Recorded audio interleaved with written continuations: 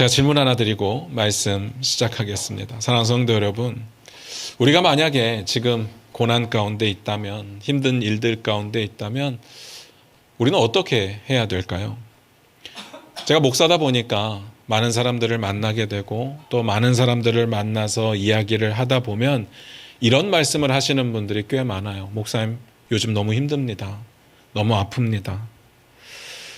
다 듣고 나면 뭔가를 이야기해 줘야 될 것 같잖아요. 물론 공감도 해주지만 목사에게 찾아와서 이런 이야기를 했을 때에는 어떤 성경적인 가르침이나 뭔가 하나님의 뜻에 대해서 이야기를 기대하고 있는 느낌이 들거든요. 그런데 아무리 생각해봐도 해줄 말은 딱 이것밖에 없습니다. 말씀 읽고 기도합시다. 너무 뻔한 대답인데 사실 우리에게 능력은 기도밖에는 없거든요. 기도가 우리에게 가장 강력한 능력이 맞습니다. 그런데 한번 묻고 싶습니다. 진짜로 기도하면 다 이루어질까요? 우리에게 기도가 가장 강력한 능력인데 기도해보니까, 여러분 다 해보셨을 것 아닙니까? 해보니까 우리가 힘들어하는 모든 문제가 다 해결이 되던가요? 전 아니라고 생각합니다. 잘 들으세요. 기도가 이루어지는 건 하나님의 뜻에 맞아야 돼요. 하나님의 때에도 맞아야 됩니다. 그래서 진짜 기도는 뭘 해주세요라기보다는 하나님의 뜻을 구하는 게 하나님 말씀하시는 기도죠. 만약에 바꿔서 생각을 해서 우리가 기도하는 게 다 이루어진다고 한다면 제가 장담하는데요, 이 세상은 엉망진창이 될 겁니다. 그건 절대로 선도 아니고 복도 안 될 겁니다.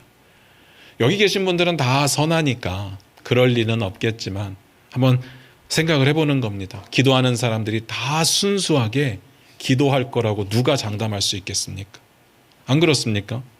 우리의 기도가 다 우리의 문제를 해결해야 되는 급한 기도가 맞겠지만 그 문제 해결이라고 하는 게 누구의 것을 빼앗아야 되는 거라면요.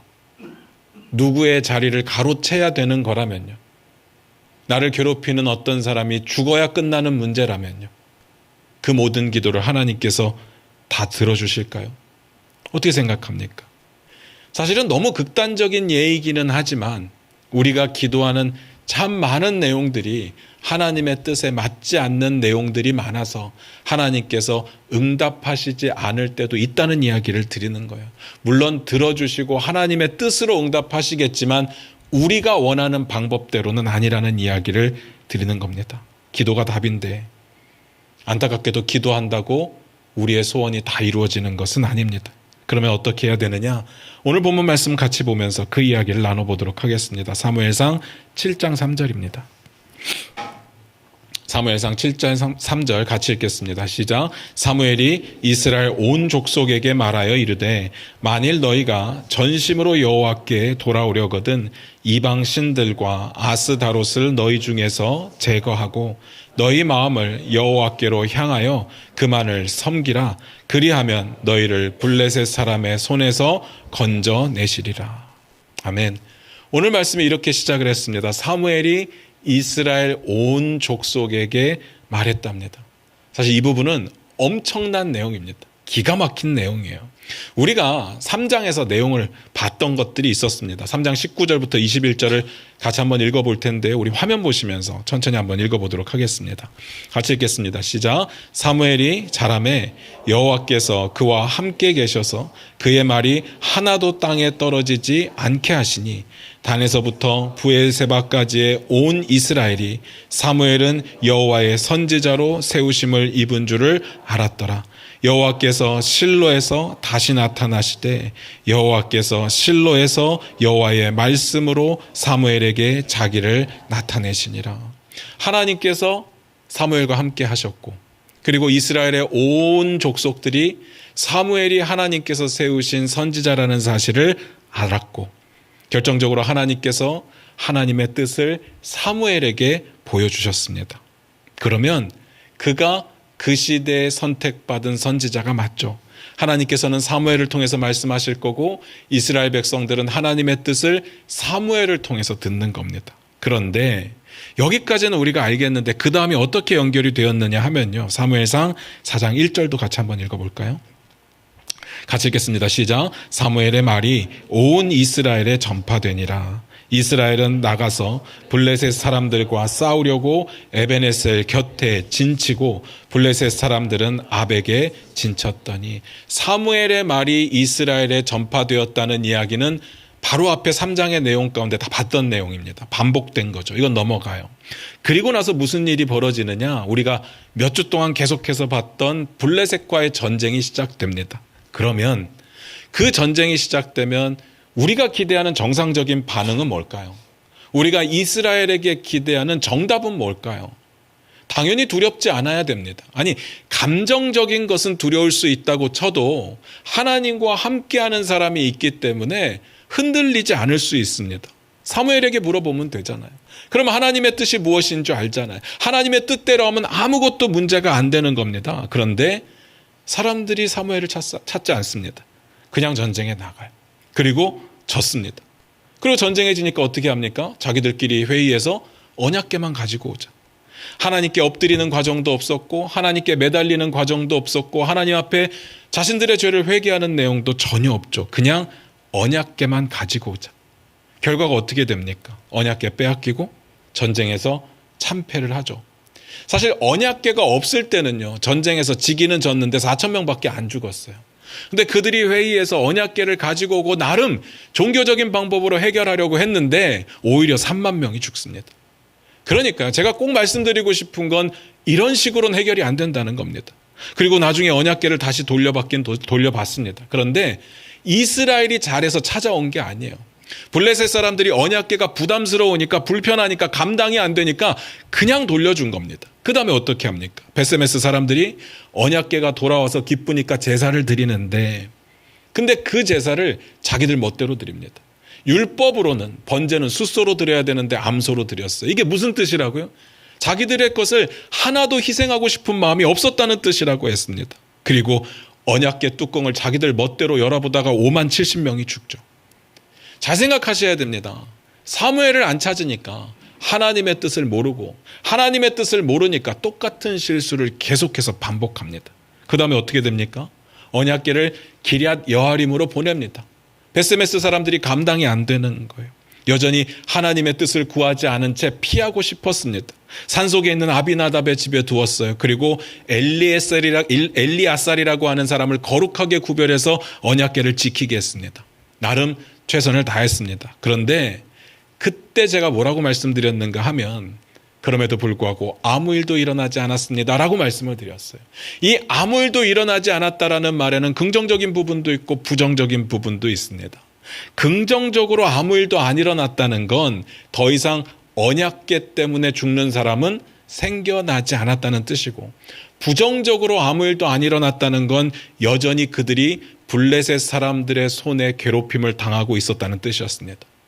나중에 사무엘이 이렇게 이야기를 하잖아요. 너희가 전심으로 돌아오면 블레셋 사람의 손에서 너희를 건져내리라. 아직 건져내지 않으셨다는 뜻입니다.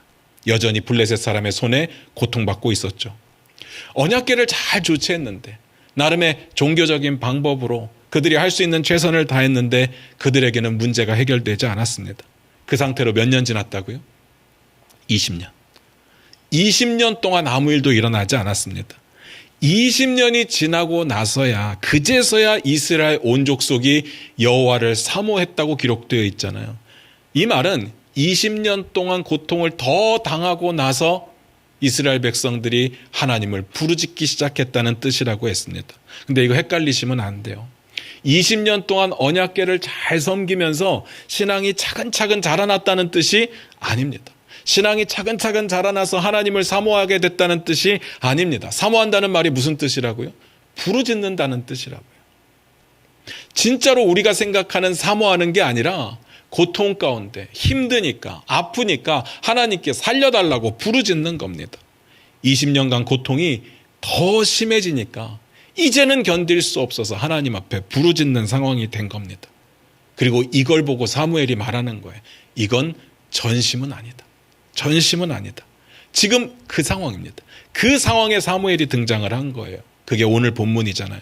얼마나 반갑습니까? 이전까지는 자기들 멋대로 했는데, 자기들이 생각하는 그냥 종교적인 방법들을 취했는데 이제는 사무엘이 등장했습니다. 그러면 하나님의 뜻이 이제 무엇인지 알게 될 겁니다. 다시 봅니다. 사무엘상 7장 3절입니다. 같이 읽겠습니다. 시작. 사무엘이 이스라엘 온 족속에게 말하여 이르되 만일 너희가 전심으로 여호와께 돌아오려거든 이방 신들과 아스다롯을 너희 중에서 제거하고 너희 마음을 여호와께로 향하여 그만을 섬기라. 그리하면 너희를 블레셋 사람의 손에서 건져내시리라. 이스라엘 백성들이 20년 동안 고통받으면서 드디어 부르짖었는데 그건 안 돼요. 그걸로는 안 됩니다. 너희가 전심으로 돌아오려면, 아직 안 돌아왔다는 이야기잖아요. 그리고 전심으로 돌아오게 되면 진짜로 하나님께서 너희를 블레셋의 손에서 구원해 내실 거다라고 이야기를 하는 겁니다. 그러면 전심으로 돌아온다는 게 뭡니까? 그들 가운데 있는 여전한 이방신들, 여전한 우상들을 제거해버리고 그들의 시선이 흩어져서 여러 곳을 바라보고 있던 그 마음을 하나님께로 향하고 하나님만 섬겨라. 그게 전심이다라는 이야기입니다. 사무엘이 이제 알려주는 거예요. 이전까지는 자기들 멋대로 회의해서 결정했다면 이제 사무엘이 알려주는 겁니다. 그러면 사무엘의 말을 듣느냐 안 듣느냐로 이제는 결정이 될 거예요. 혹시 여러분 사사기에 패턴이 있었던 거 기억이 나십니까? 사사기가 여러 사사들의 이야기를 기록하고 있지만 각각의 사사가 반복적으로 등장하는 패턴이 있었습니다. 여기 계신 분들이 들어보신 분도 계시고 안 들어보신 분도 계실 것 같아서 간단하게만 설명을 드릴게요. 그 패턴의 가장 첫 번째는 이스라엘이 죄를 짓습니다. 이방신을 섬기고 우상을 숭배하고 그 우상을 숭배하면서 음란하고 타락한 모습으로 하나님을 경외하지 않죠. 오늘 본문에 나타난 이스라엘의 20년 전의 모습은 어땠을까? 바알과 아스다롯을 섬겼습니다. 그것도 음란하게. 이 두 신은요, 그 제사 의식에 있어서 항상 더러운 음란한 예식이 함께 진행이 되었습니다. 예전에 예식들은 다 그랬습니다. 그러니까 하나님이 얼마나 싫어했겠습니까? 그리고 두 번째, 하나님께서 그런 더럽고 음란하고 타락한 이스라엘을 참다 징계하시는 내용이 나와요. 그런데 어떤 식으로 징계를 하시느냐? 이방 민족을 일으켜서 이스라엘을 침략하게 하십니다. 그때부터는 이스라엘이 혹독한 시기를 보내게 됩니다. 그래서 20년 전에 이스라엘이 블레셋과 전쟁을 한 거잖아요. 하나님께서 이스라엘을 징계하실 때마다 다윗 때까지 가장 자주 사용했던 민족이 어디라고요? 블레셋입니다. 그러니까요. 지금 그 상황이었던 거죠. 세 번째, 그 고난의 시간이 길어지면 드디어 하나님께 부르짖기 시작합니다. 이 부분이 오늘 이스라엘의 모습이에요. 그리고 네 번째, 그때 하나님께서 사사를 세우시는데 그 사사가 전쟁을 해서 이스라엘을 구원해냅니다. 오늘 본문의 그 사사는 사무엘로 등장합니다. 그리고 다섯 번째, 이제 평안을 누려요. 근데 평안을 꽤 오래 누립니다. 몇십 년씩 누려요. 그러면 하나님께서 허락하신 평안이니까 이스라엘 백성들이 감사함으로 잘 살면 되잖아요. 근데 잘 살지 않고 어떻게 한다고요? 또 죄를 짓죠. 또 죄를 지으면 징계하시고, 징계하시면 고통 가운데 빠지니까 부르짖게 되고, 부르짖으면 하나님께서 사사를 세워서 구원하시고, 또 평화를 누리고, 이 반복이 계속해서 일어나는 겁니다. 죄, 징계, 부르짖음, 구원, 평화, 죄, 징계, 부르짖음, 구원, 평화, 이게 계속 반복되는 거예요. 그러면 오늘 본문에 나온 내용은 제가 방금 말씀드렸던 이 패턴 중에 어디쯤에 해당이 될까? 부르짖음과 구원 사이. 아직 구원은 안 받았잖아요. 그런데 내용을 보니까 그들의 부르짖음이 깔끔하진 않죠. 그들의 부르짖음이 깔끔했다면 바로 구원 받았을 텐데 부르짖긴 부르짖는데 하나님께 전심으로 돌아오지 않았습니다. 그냥 아프니까 부르짖는 거예요. 그래서 그 내용을 사무엘이 가르쳐 주는 겁니다. 어떻게 하라고요? 전심으로 돌아와라. 전심으로 돌아오려면 어떻게 하라고요? 너희 가운데 있는 이방신들과 우상을 제거해버리고 흩어졌던 너희의 마음을 모아서 하나님을 향해 서고 하나님만을 섬겨라. 이게 돼야 그 다음 구원이 임하는 거죠. 여기서 구원은 예수 믿고 구원받는다, 그 구원이 아닙니다. 문제 해결이 있다는 뜻입니다. 회복이 된다는 뜻이에요. 이게 안 되잖아요. 그러면 아무리 열심히 종교적으로 해도, 아무리 열심히 언약궤를 잘 섬겼어도 20년 동안 아무 일이 없어요. 20년 동안 아무 일이 없었다는 건 좋았다는 뜻이 아니라 결국은 그들의 고통이 사라지지 않았다는 뜻입니다. 이쯤에서 제가 좀 짚고 넘어가고 싶은 부분이 있습니다. 첫 번째, 우리의 고난 가운데 결국 우리는 하나님을 찾게 된다는 겁니다. 그거 없이 하나님을 찾으면, 고통 없이 하나님을 찾으면 너무 좋겠죠. 그런데 대부분은 평안할 때는 하나님을 찾지 않습니다. 다 자기가 잘나서 그런 줄 압니다. 그리고 죄의 문제도 내가 잘 컨트롤할 수 있다고 생각합니다. 적당한 선에서 내가 끊을 수 있다고 생각하면서 무뎌집니다. 익숙해집니다. 그런데 전혀 깨닫지 못하죠. 모르면서 다 아는 것처럼, 나는 다 알고 있는 것처럼 그렇게 행동을 합니다. 그때 고난이 주어지죠. 그래서 우리는 보통 고난을 축복이라고 하는 겁니다. 그 고난이 없으면 멈추지 않으니까. 멈추지 않으면 하나님의 징계를 받으니까. 저 그런 생각을 해봤습니다. 왜 처음에 블레셋이 쳐들어왔을 때, 블레셋과 전쟁을 했을 때 사무엘을 안 찾았을까? 처음 진 건 그렇다 치고, 급해서 그렇다 치고, 한 번 지고 나서 두 번째 다시 전쟁을 할 때 왜 사무엘을 찾지 않고 자기들끼리 회의해서 언약궤만 가지고 왔을까? 궁금하더라고요. 왜 그랬을까? 저는요, 이건 제 생각입니다. 왜 그랬을까를 생각하다가 내린 결론이 뭐냐면 그게 쉬우니까요. 그게 편하니까요. 그리고 사무엘이 뭔 이야기를 할지 뻔하니까요. 분명히 이방신 버리라고 할 거고, 분명히 우상을 제거하라고 할 거고, 분명히 흩어진 마음을 하나님께로 모으라고 할 거고, 분명히 하나님만 섬기라고 할 건데, 지금 이스라엘 족속들은 그게 싫은 거예요. 너무 가난하고 너무 힘들고 너무 고통 가운데 있는데 그들이 마음속에 붙잡고 있었던 이방신이, 마음속에 가지고 있었던 우상이 풍요를 상징하는 건데 그 풍요를 놓고 싶지 않은 겁니다. 무슨 말인지 아시겠습니까? 그래서 우리 가운데도 놓지 못하는 거, 우리도 유지하고 싶은 그 풍요로움을 우리가 우상이라고 부르는 거잖아요. 제가 제자반을 하면서 알게 된 사실이 있어요. 많은 분들이 이렇게 생각을 해요. 하나님께 열심히 순종하면 하나님께서 분명히 다 내놓으라고 하실 거고, 그리고 다 내놓게 되면 나는 무소유로 살아야 된다라고 생각하시는 분들이 꽤 많습니다. 그러면서 굉장히 불안해하죠. 그리고 거기서 더 충성하게 되면 정말 오지의 선교사로 나를 보낼지도 모른다라는 불안함 가운데서 합니다. 이게 왜 두려울까요? 이게 왜 두려울까요? 우리가 지금 누리고 있는 안정감과 풍요로움을 빼앗기기가 싫은 거잖아요. 지금 잘 살고 있는데, 지금 적당히 잘 살고 있는데, 뭐 더 나은 사람도 있겠지만 지금 그렇게 힘들지 않게 살고 있는데 내 걸 다 포기하고 살아갈 수는 없는 겁니다. 어떻게 하나님만 바라보고 살아가겠습니까? 말이 안 되잖아요. 그러니까 두려워해요. 걱정 안 하셔도 됩니다. 하나님은 아무나 보내지 않으세요. 그 귀한 자리에, 그 귀한 선교사의 자리에 아무나 보내지 않으세요. 그리고 보내신다면 하나님께서 분명히 감당할 능력을 주시겠죠. 걱정할 필요가 전혀 없습니다. 그러면서 드는 생각이에요. 아, 이스라엘 백성들이 그래서 사무엘을 안 찾았구나. 찾고 싶지 않았겠구나. 그들의 원하는 마음이 풍요인데, 안전인데 그걸 내버려 두고 어떻게 하나님만 섬기나 라고 생각을 했을 겁니다. 그런데 그래서 문제 해결이 안 된 거죠. 그래서 고난이 복일 수밖에 없는 겁니다. 참 아이러니하잖아요. 저는 그래서 하나님께서 우리에게 허락하시는 고난, 제가 늘 말씀드리지만 모든 고난이 다 나의 죄 때문은 아니거든요. 그런데 하나님께서 내게 주시는 고난이라면 이 고난은요, 하나님께서 우리를 아직 포기하지 않으셨다라는 증거라고 저는 믿습니다.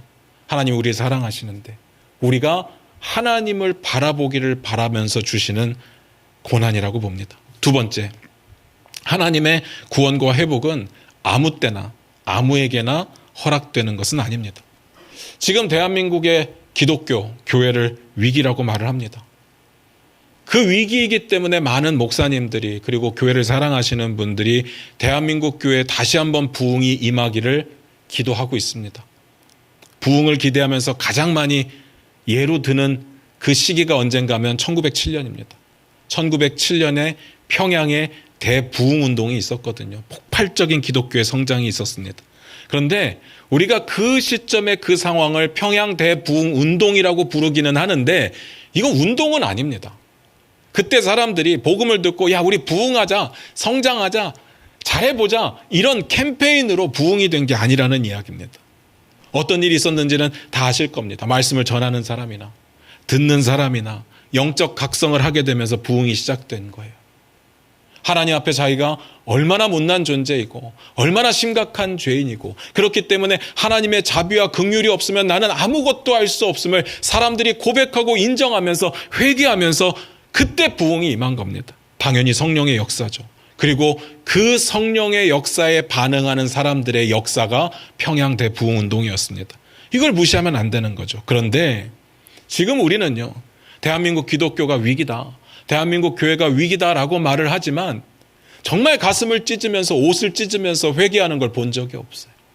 물론 개인적으로는 무릎 꿇는 사람들이 있을지 모르겠지만 교회가 하나님 앞에 정말 목숨 걸고 회개하면서 다 내려놓는 것을 본 적이 없습니다. 그러면서 부흥을 갈망한다? 부흥이 올까요? 그리고 제 마음속에 드는 생각은 만약에 회개가 없는데 우리가 부흥이라고 착각하고 있는 성장이 우리에게 임한다면, 교회의 숫자가 늘고 재정이 늘어서 뭔가 잘 되는 것 같이 보인다면 그게 더 큰 위기가 되지 않을까라는 생각이 드는 거죠. 부흥이 나쁜 건 아닙니다. 부흥은 해야죠. 그런데 그냥 그렇게 바란다고 임하는 게 부흥은 아니라는 거예요. 분명히 성령님께서 1907년도에 평양에 있던 그 사람들의 가슴 가운데 불타오르게 했던 생각이 있을 겁니다. 회개하라. 회개하라. 라는 그 말씀을 하셨을 거예요. 그런데 그 성령님이 지금도 우리에게 저는 말씀하고 있다고 믿습니다. 회개하라. 가슴을 찢으며 옷을 찢으며 회개하라. 이 성령의 음성은요, 그때도 지금도 모든 세대의 사람들에게 분명히 주어지는 거라고 저는 믿어요. 다만 1907년의 평양의 사람들은 그 음성에 순종하고 반응했고요. 지금 이 시대를 살아가는 우리들은 반응하지 않습니다. 지금은요, 죄 이야기하면 싫어합니다. 회개를 이야기하면 불편해합니다. 그런 상황에 다시 부흥이 임할까요? 오늘 이스라엘이 그랬잖아요. 베세메스 사람들이 번제와 화목제를 드렸습니다. 나름 종교적이고 그럴듯했죠. 기럇 여아림 사람들이 언약궤를 귀하게 여겼고 적절한 조치를 취했습니다. 심지어는 엘리아살이라고 하는 사람을 거룩하게 구별해서 지키게 했습니다. 종교적으로 그럴듯했습니다. 게다가 이스라엘 온 족속이 여호와를 사모했다고 되어 있죠. 부르짖었다는 뜻이라고 했습니다. 그럴듯했습니다. 그런데 회복은 없었습니다.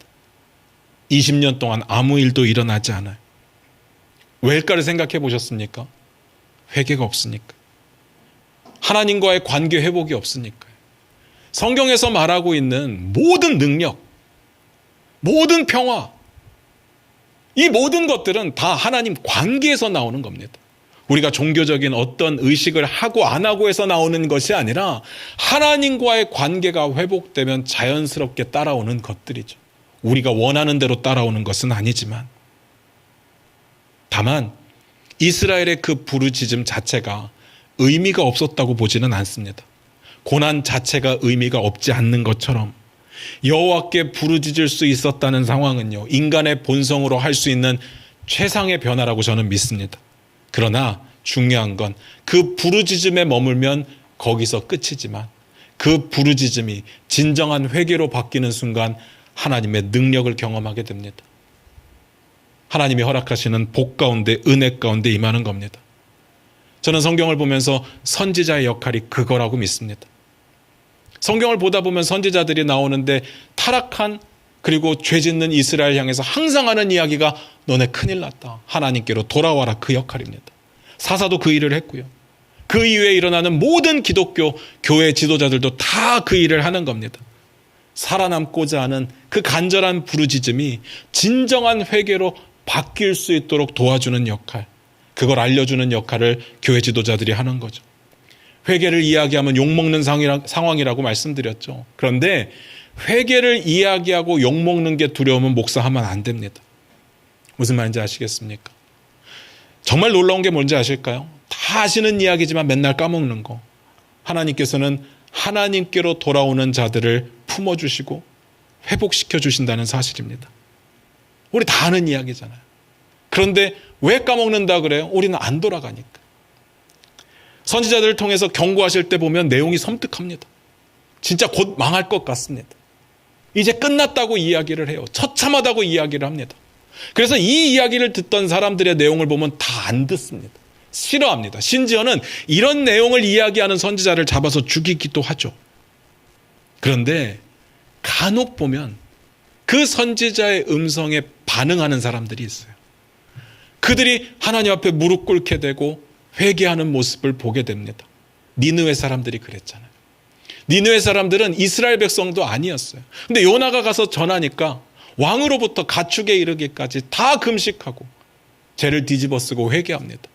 하나님이 그 뜻을 돌이켜서 그들을 멸하지 않으시죠. 그 전까지는 끝난 것처럼 보였습니다. 니느웨 이제 멸망한 것처럼 보였어요. 그런데 아니었어요. 돌아오니까 받아주십니다. 그런데 우리는 어떻습니까? 아는데 여기서 모르는 내용이 하나도 없잖아요. 아는데 안 돌아갑니다. 회개 없이 문제 해결만을 위해 기도하죠. 뭘 얻을 수 있을까요? 회개가 없는 문제 해결을 위한 기도. 저는 얻을 게 아무것도 없다고 봅니다. 20년 동안 아무 일도 이스라엘 가운데 일어나지 않았던 것처럼. 그러면서 우리에게 주어지는 분명한 메시지는 남죠. 전심으로 돌아와라. 여기에 반응하지 않으면 계속해서 아무것도 없을 겁니다. 잘 보시기 바랍니다. 지금부터 이 말을 듣게 되면, 전심으로 회개하고 돌아오라는 말을 듣게 되면 어떻게 되는지 보시기 바라요. 사무엘상 7장 4절입니다. 같이 읽겠습니다. 시작. 이에 이스라엘 자손이 바알들과 아스다롯을 제거하고 여호와만 섬기니라. 드디어 사무엘의 말을 듣고 우상을 제거했고 여호와를 섬겼습니다. 그 다음요. 사무엘상 7장 5절부터 6절입니다. 같이 읽겠습니다. 시작. 사무엘이 이르되 온 이스라엘은 미스바로 모이라. 내가 너희를 위하여 여호와께 기도하리라 하매 그들이 미스바에 모여 물을 길어 여호와 앞에 붓고 그날 종일 금식하고 거기에서 이르되 우리가 여호와께 범죄하였나이다 하니라. 사무엘이 미스바에서 이스라엘 자손을 다스리니라. 사무엘이 우리가 앞에서 봤을 때는요, 하나님께서 세우신 선지자라는 사실을 단에서부터 브엘세바까지 온 이스라엘 족속이 알았다고 했는데 그의 말을 듣지 않았죠. 근데 이제 전심으로 회개하고 나서 그가 사사로 세워지고 이스라엘 백성들은 그 앞에 순종하게 돼요. 그 모습을 보여주는 겁니다. 그리고 미스바에 모여서 세 가지 일을 하는데 첫 번째, 물을 길어서 여호와 앞에 부었대요. 근데 솔직한 마음으로 이게 무슨 말인지는 잘 모르겠습니다. 이게 율법에 나와 있는 내용도 아니고 어떤 내용인지 잘 모르겠어요. 그런데 맥락으로 보면 회개를 표현하는 어떤 마음이었던 것 같아요. 두 번째, 종일 금식했습니다.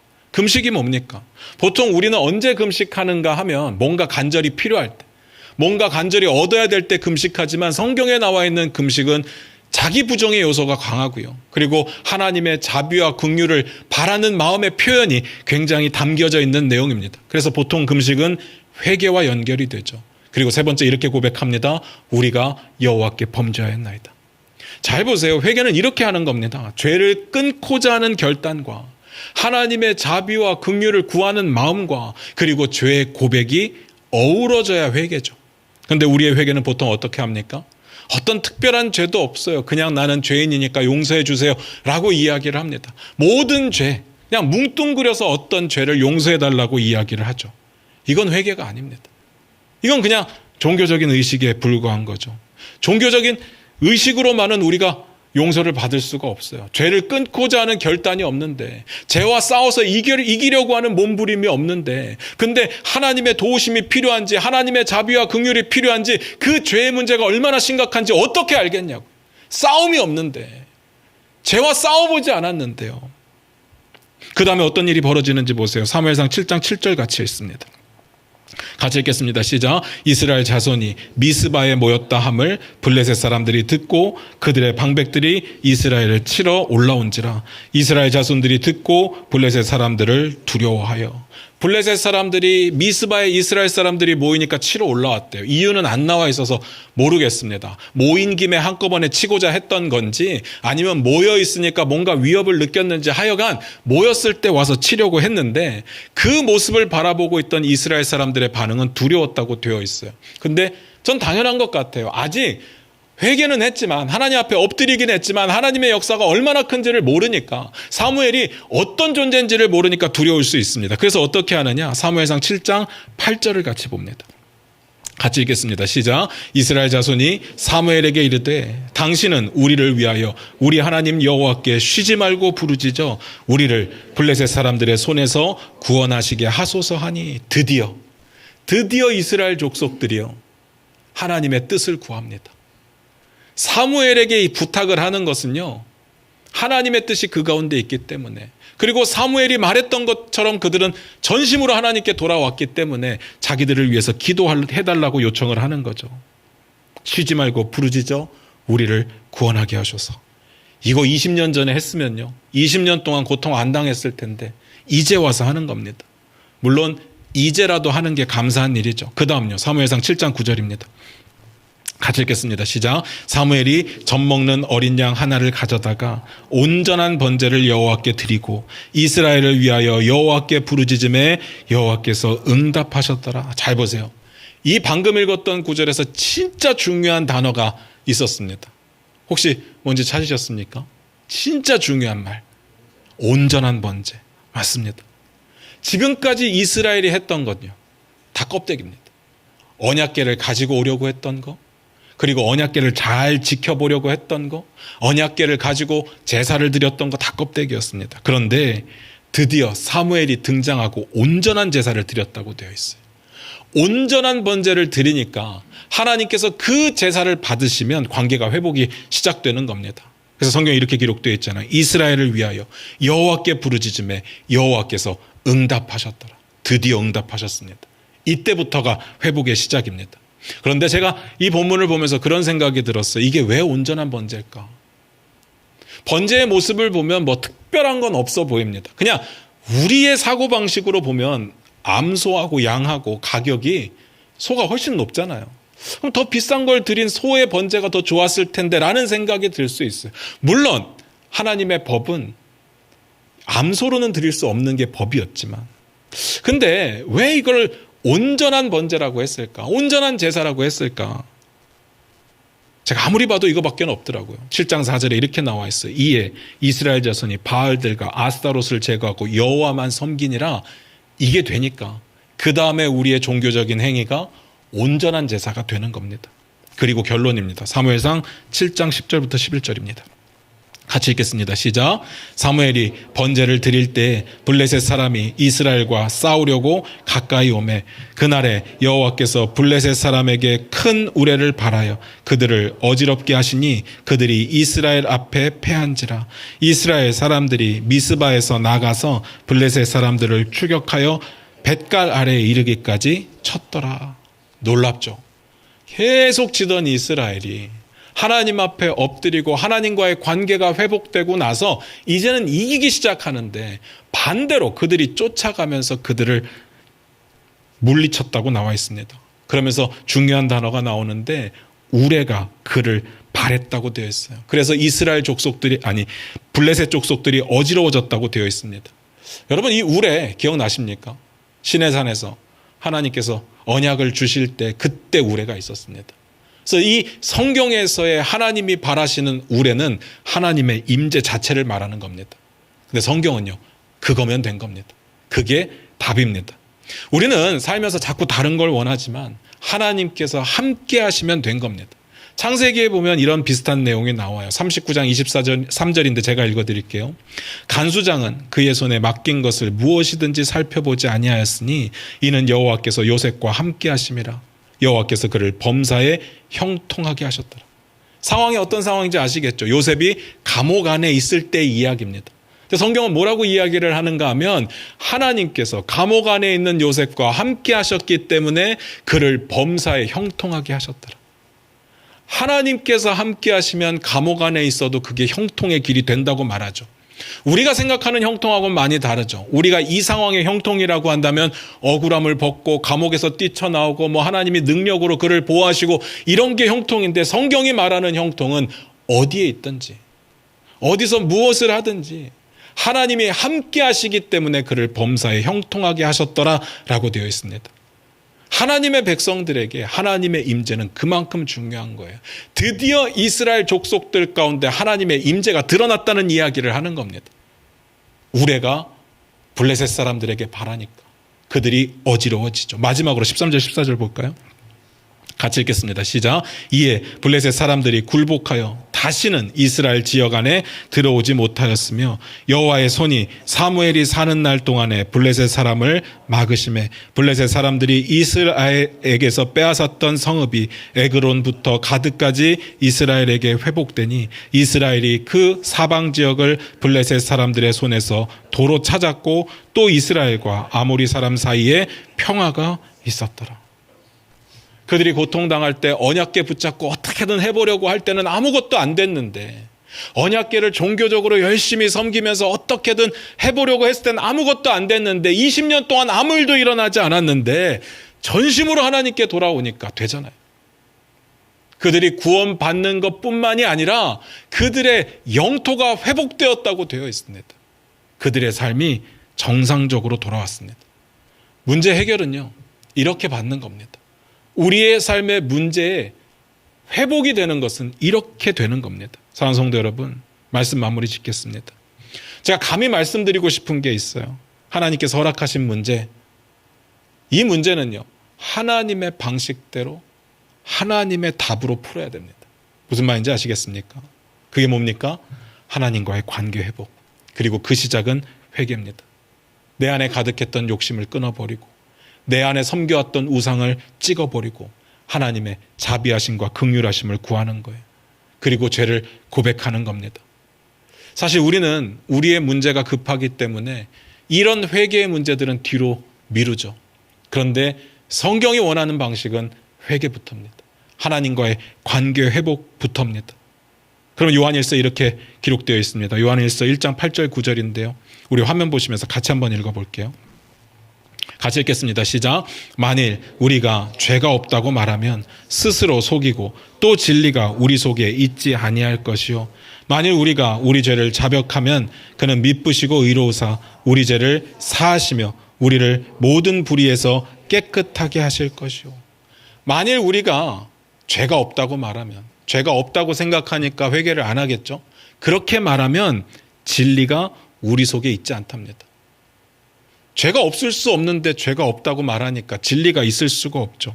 그런데 자기의 죄를 자백하면 하나님께서는 미쁘시고 의로우시기 때문에 우리를 용서하실 것이고 모든 불의에서 깨끗게 하실 거라고 되어 있어요. 그런데 이게 단순하게 죄만 없어진다라는 이야기가 아니라 하나님과의 관계가 회복된다는 뜻이거든요. 그러면 하나님과의 관계가 회복되면 어떤 일이 벌어지느냐? 누가복음에 보면 탕자의 비유가 나오거든요. 탕자가 아버지께로 돌아왔을 때 어떤 일이 벌어지는가 하면요, 아버지가 이렇게 말을 합니다. 제일 좋은 옷을 내어다가 입히고 손에 손가락 가락지를 끼우고 그의 발에 신발을 신기우라. 살진 송아지를 잡고 우리가 잔치를 벌이자, 먹고 즐기자라고 말합니다. 이게 회복이거든요. 근데 여러분 아시잖아요. 탕자가 어떤 마음으로 돌아갔습니까?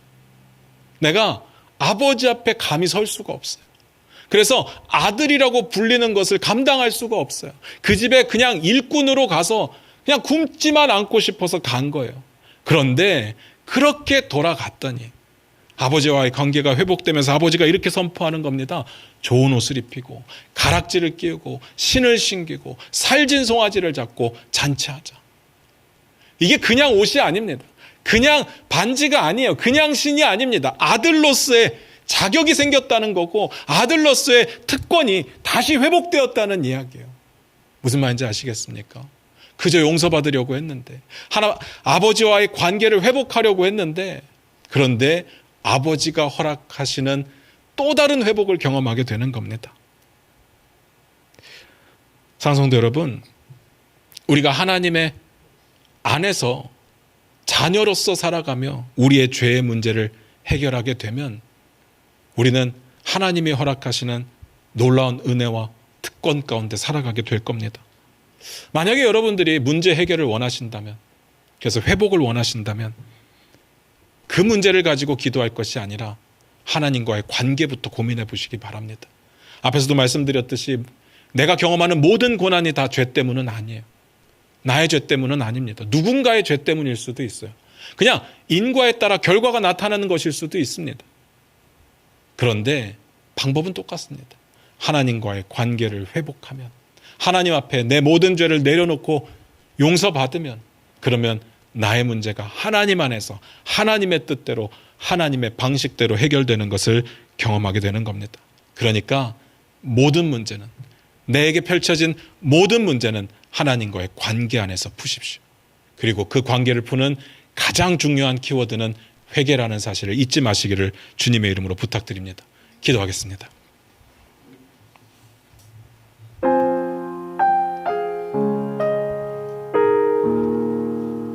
우리 반주 들으시면서 잠깐 한번 기도했으면 좋겠습니다. 지금 우리의 삶의 모습은 어떻습니까? 사무엘이 말했던 것처럼 전심으로 돌아오려면 이라는 말이 우리를 향한 말처럼 느껴지십니까? 우리가 전심이 아니라는 이야기는 여전히 내가 주인 삼고 있는 것이 있다는 이야기예요. 내가 중요하게 생각하는 것이 있다는 뜻입니다. 그 문제 때문에, 그 아픔 때문에 다양한 이유로 하나님을 섬길 수가 없죠. 하나님 앞에 나아갈 수가 없습니다. 근데 주님은요, 우리에게 전심을 요구하십니다. 전심으로 돌아오면 내가 너를 회복시키리라. 하나님의 이 부르심이 그냥 헛되게 들리는 부르심이 아니기를 기억하시기를 부탁드립니다. 우리가 반응해야 됩니다. 무릎 꿇고 하나님 앞에 나아가야 됩니다. 그러면 내가 원하는 방식대로 일이 풀릴 거라는 이야기는 아니지만 그거보다 더 선하고 더 좋은 방법으로 하나님께서 해결해 주실 거라고 저는 확신합니다. 하나님은 선하시니까, 하나님은 좋으신 하나님이시니까. 그러니까 내 문제를 바라보기보다는 나와 관계를 회복하기를 원하시는 하나님을 보시기를 주님의 이름으로 부탁드립니다. 이 시간 기도하겠습니다. 하나님, 내가 모른 척 해왔던 나의 죄의 문제, 그리고 반복적으로 짓고 있는 나의 죄의 문제, 그리고 무뎌졌던 나의 모습, 하나님을 찾지 않는 나의 모습, 이 시간 다 내려놓기를 원하오니 하나님, 나를 용서해 주시옵소서. 나를 회복시켜 주시옵소서. 우리 다 같이 그렇게 기도합니다.